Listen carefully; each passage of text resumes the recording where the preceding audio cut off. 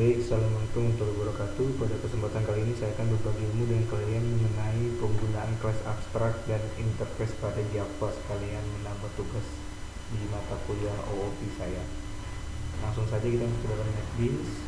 Ini sudah saya buatkan package dan kelas dari Java kayak biasa. Cara buatnya itu kalau misalnya mau open file new project bisa, lalu kita pilih Java, lalu kita next saja, lalu kita buat muncul nanti seperti ini latihan abstrak. Nanti kita source package, dan source package nanti kita bikin sebuah package baru di mana isinya itu namanya itu latihan abstrak. Nah, latihan abstrak ini cara buatnya mudah sekali. Kita klik sini new dan Java package.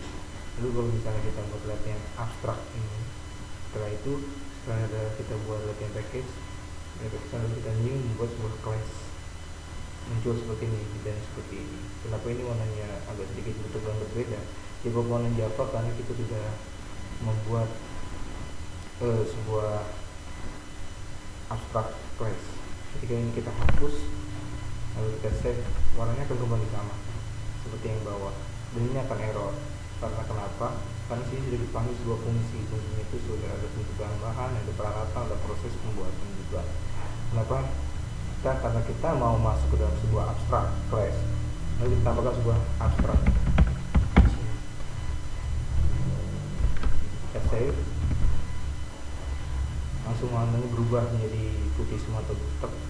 Lalu sini kita tambahkan sebuah fungsi. Fungsinya itu harus diawali dengan tanda abstrak juga.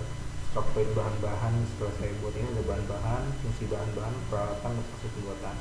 Setelah kita beralih dari sini, kita masuk ke dalam sebuah pembuatan kue.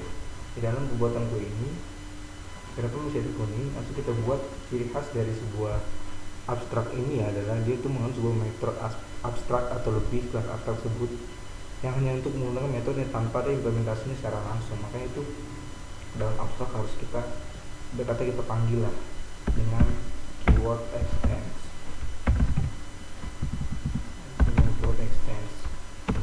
Komponen, karena tadi komponen itu kelas komponen. Karena sini masih merah. Kita lihat apa errornya. Nah, errornya itu membuat kue is not abstract and does not override abstract. Nah, si membuat kue ini ya dia bukan abstract class, dia hanya sebuah public class dan dia tidak bisa mengoperate si metode proses underscore pembuatan ini di kelas komponen. Makanya itu harus kita panggil sebuah metode override-nya. Kenapa harus di override? Karena sifat abstrak ini sering diturunkan kepada kelas yang lainnya, karena kelas lainnya itu harus mengimplementasikannya fungsi abstrak dari kelas yang tersebut. Makanya kita harus panggil metode override. Cara manggilnya gampang, bisa dengan manual atau bisa dengan otomatis. Kalau otomatis kalau kita kayak gini, kita klik aja itu muncul metode override. Itu caranya. Kita hapus saja karena saya sudah bikin. Nanti kalian di sini bisa kalian tulis statement apa yang kalian mau untuk nanti dijalankan. Karena saya sudah bikin, lalu kita buat. Karena saya sudah bikin, ini jadinya. Ini adalah sebuah search. Ini sudah saya bikin. Ada membuat kue, ada kue bahan ini buat memanggilnya. Ini adalah sebuah objek dari sebuah kelas untuk membuat kue. Ini membuat kue adalah sebuah objeknya ini.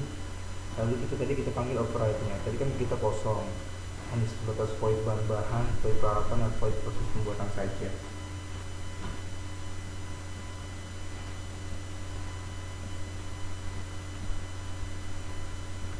Ini dibuat saja.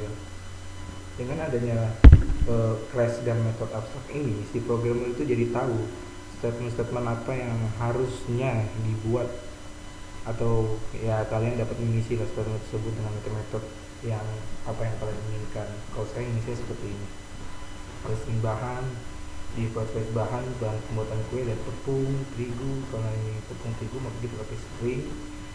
Lalu kita buat keluarannya, buat outputnya kita buat nih, buat outputnya. Lalu masuk ke dalam fungsi peralatan, kita buat lagi apa oven, mixer, loyang, hampir sama saja. Sudah selesai. Lalu kita buat method operate-nya. Pada proses pembuatannya itu langsung kita ke tampilin aja ke proses pembuatannya, atau ibaratnya step-stepnya saja. Baik, langsung kita jalankan saja. Save dulu.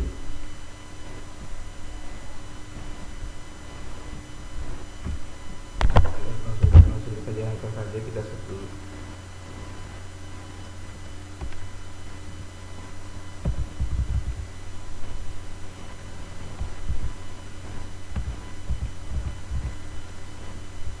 Kita save dulu. Jadi seperti ini. Nah, bahan-bahan tepung terigu, gula, telur, alat-alat oven, mixer, loyang, proses aduk. Ini adalah sebuah step-stepnya. Langsung kita pindah ke kelas interface. Interface sebenarnya sedikit berbeda dengan kelas abstrak, di mana interface ini hanya membedakan keywordnya saja, dan caranya hampir sama.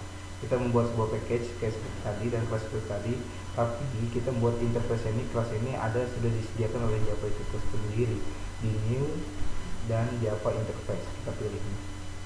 Kalaupun tidak ada, bisa di sini di order Java lalu interface, itu juga bisa. Kalau sudah saya bikin, sini adalah komponen Java lagi, namun beda class yang sebelumnya. Sebelumnya kita kue, kali ini saya akan menampilkan sebuah Lamborghini. Dan sini adalah classnya. Nah, bedanya dari abstract class dan interface class adalah dimana kalau abstract class ini dia yang tadi mengimplementasikannya itu dia mengextend dari kelas setelahnya. Lalu ketika kita buat masuk ke interface, kita ubah lagi, masuk ke dalam keywordnya itu implement. Sebenarnya interface dan abstrak ini agak sedikit sama ya fungsinya, tapi yang membedakannya di keywordnya saja. Kalau di abstrak itu interface, kalau di abstrak itu extend, kalau di interface itu ada implement. Kalau kita masukkannya seperti biasa, operate dan langsung sebagainya kayak biasa. Ini komponen Java-nya masukkan, sudah saya jelaskan ini secara implisit. Oh ya, variabel di dalam sebuah interface itu secara implisit sudah bersifat public, static, dan final. Dan fungsinya juga secara implisit, metodenya juga sudah bersifat public dan abstrak. Berbeda dari berbeda dengan abstrak dan tadi, namun hampir agak sama, namun ada perbedaannya. Lalu kita jalankan saja sini interface, kita run langsung kecepatan mobil 160 dan mempunyai model Lamborghini. Ya, mungkin itu saja yang dapat saya sampaikan, kurang lebih yang mohon maaf. Sebenarnya ada beberapa perbedaan dari interface dan abstrak tersebut. Kedua kelas tersebut sebenarnya memiliki sebuah kelebihan dan kekurangan masing-masing, dan kalian juga bisa menggunakan keduanya ini sesuai dengan kebutuhan kalian. Dapat mencoba di rumah, mudah-mudahan semoga bermanfaat. Billahi taufiq wal hidayah. Assalamualaikum warahmatullahi wabarakatuh.